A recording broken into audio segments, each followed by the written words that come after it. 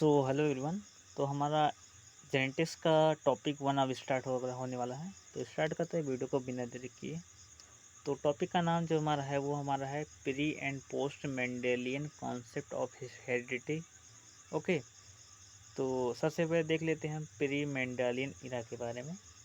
यह जो हमारा था ये 1900 से पहले स्टार्ट हुआ था। ओके। तो इसमें देखते हैं क्या क्या हुआ था हमारे प्री मेंडेलियन इरा में।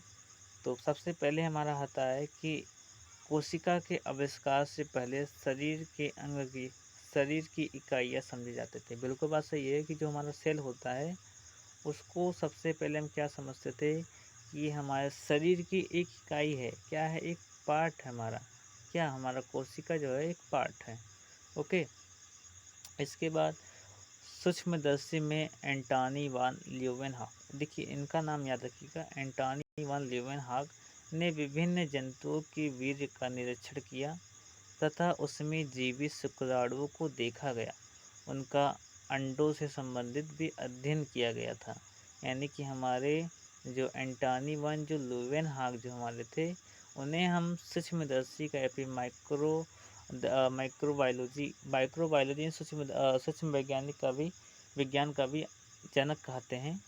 और इन्होंने सूक्ष्मदर्शी की डिस्कवरी भी किए थे। ओके, ये बात आप लोग ध्यान दीजिएगा।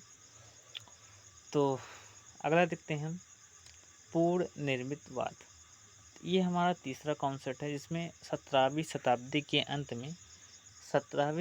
के अंत में डच वैज्ञानिक जेन स्वामरडन, देखिए जेन स्वामरडन ने यह अनुमान लगाया कि भ्रूण वास्तव में डिंब या शुक्राणु में सड़ी हुई अवस्था में रहता है। देखिए उन्होंने क्या कहा था कि हमारे जो भ्रूण होते हैं वो शुक्राणुओं में सड़ी हुई अवस्था में रहता है।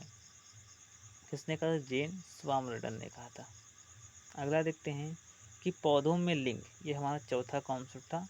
पौधों में लिंग देखा जाए तो 1760 ईस्वी में, ओके, 1760 ईस्वी में हमारे कार्ल लीनियस ने पौधों में लिंग संबंधी अध्ययन किया तथा पौधों में लिंग नामक लेख प्रकाशित किया। ओके। अगला देखते हैं पौधों में संकरण, हाइब्रिडाइजेशन। तो ये हमारा जो था ये हमारा 1963 ईस्वी में स्प्रेगल तथा वेगमैन ने अलग अलग प्राकृतिक पश्चेषण का अध्ययन करके यह पता लगाया कि विभिन्न प्रभेद संकरण के कारण ही पैदा होते हैं। ओके, क्या नाम था? स्प्रेगल नाम था उनका। ओके, इनका नाम आप लोग नोट कर लीजिएगा। अगला देखेंगे, अगला नाम है हमारा पुनर्निर्माण सिद्धांत। तो जो हमारा पुनर्निर्माण जो सिद्धांत था ये हमारा 18वीं शताब्दी में स्टार्ट हुआ था। 18वीं शताब्दी के अंतिम वर्षों में, ओके, जर्मन वैज्ञानिक या फिर अन्वेषक कैस्पर फ्रेडरिक वाल्फ ने, क्या नाम है उनका? नाम था कैस्पर फ्रेडरिक वाल्फ ने मुर्गियों में भ्रूण के विकास का विस्तृत अध्ययन कर यह सिद्ध किया कि डिंब, कोधा या शुक्राणु में से किसी में भी पूर्ण निर्मित नहीं होता है, वरन उनमें उपस्थित पदार्थों के गर्भाधान के समय आपस में मिल जाने के बाद एक क्रमबद्ध तरीके से विकसित होता है। ओके, हम और आगे बढ़ेंगे। अगला हमारा है पोस्ट मेंडालियन इरा। पोस्ट मेंडालियन जो इरा है हमारा, यह हम कब कहते हैं? तो यह जो हमारा है सन 1925 से 1950 के बीच का इरा जो हमारा है वो पोस्ट मेंडालियन इरा कहलाता है।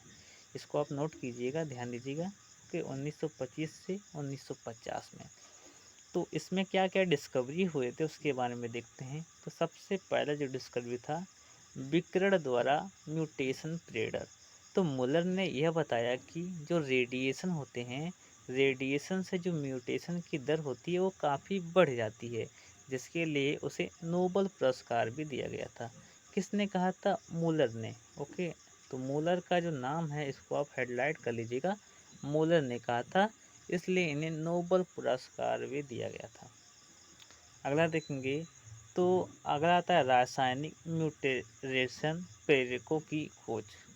यानी कि जो म्यूटेशन हमारा जो होता है, म्यूटेशन क्या होता है मैं आपको अगले वीडियो में बताऊंगा, या फिर इसी वीडियो में आपको आगे आगे बढ़ के आपको बता दूंगा क्या होता है।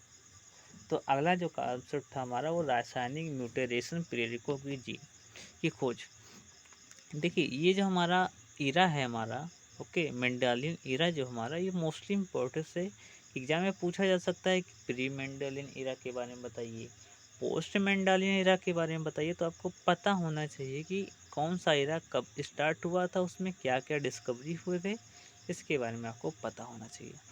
तो रासायनिक म्यूटेशन प्रेरकों की खोज में देखा जाए तो ब्लैक लिस्टली तथा एवरी ने एक ऐसे पदार्थ कैल्विसीन की खोज की जिसमें क्रायोसोमों की संख्या दोगुनी हो जाती है। अगला हम देखेंगे, अगला नाम है हमारा आनुवंशिक में सूक्ष्म जीवों का प्रयोग। ये हमारा बहुत ही इम्पोर्टेंट है। जब आप डेयरी टेक्नोलॉजी पढ़ेंगे सब्जेक्ट, या फिर माइक्रोबायोलॉजी पढ़ेंगे, तो उसमें आपको इसके बारे में अध्ययन करेंगे। देखिए ग्रिफिक ने नियोनिया जीवाणु, क्या नाम था, नियोनिया जीवाणु, ये नाम नोट कीजिए, नियोनिया जीवाणु थे, निमोकाकस में रूपांतरण अध्ययन किया, जिसके विषय में यह सिद्ध किया गया कि यह डीएनए के कारण होता है। ओके, आगे हम बढ़ेंगे तो आनुवंशिक में जैव रासायनिक अध्ययन। आप बायो केमिस्ट्री जब पढ़ेंगे तो उसमें आपको ये कॉन्सेप्ट मिलेगा कि सर्वप्रथम सर मेटोड ने एल्केप्टोन्यूरिया नामक रोग की जैव रासायनिक अध्ययन करके यह स्पष्ट किया कि यह आनुवंशिक होता है। ओके, आगे बढ़ेंगे हम। अगला हमारा लेक्चर होने वाला है Mendelian principles of inheritance. Okay, तो सेकंड वीडियो में सेकंड टॉपिक में देखेंगे।